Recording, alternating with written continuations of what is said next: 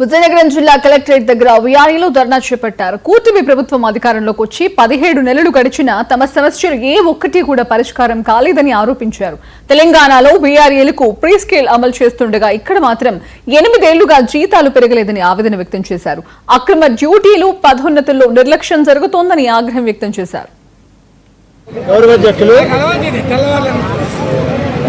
జిల్లాలో ఉన్నటువంటి విఆర్ఏలు ఎదుర్కొంటున్నటువంటి సమస్యలు పరిష్కారం చేయాలని కోరుతూ ఈరోజు రాష్ట్రంలో ఉన్నటువంటి అన్ని జిల్లా కలెక్టరేట్ల వద్ద కూడా ధర్నా కార్యక్రమం నిర్వహిస్తున్నాం. అందులో భాగంగా మన విజయనగరం జిల్లా కలెక్టరేట్ వద్ద కూడా జిల్లాలో ఉన్న విఆర్ఏలతో ధర్నా కార్యక్రమాన్ని చేపట్టాము. ముఖ్యంగా ప్రభుత్వం విఆర్ఏ సమస్యల పరిష్కారంలో తీవ్రమైనటువంటి నిర్లక్ష్యం వహిస్తుంది. తెలంగాణ రాష్ట్రంలో ఏ విధంగా అయితే పే స్కేల్ విఆర్ఏలకు అమలు చేశారో మన రాష్ట్రంలో కూడా విఆర్ఏలందరికీ పే స్కేల్ అమలు చేసి వారి కుటుంబాలను ఆదుకోవాలని చెప్పి మేము కోరుతున్నాము.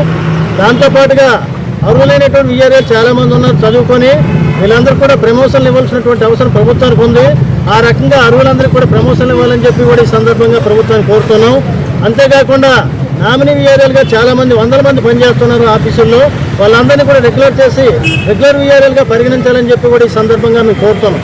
విఆర్ఏలు రీసర్వేల పేరుతో మండలంలో అనే గ్రామాల్లో తిరుగుతున్నారు, మరి ఆ పనులు చేస్తున్నారు. వారికి ఎక్కడ కూడా టీఏడిఏలు కూడా ఎంతవరకు ఇచ్చే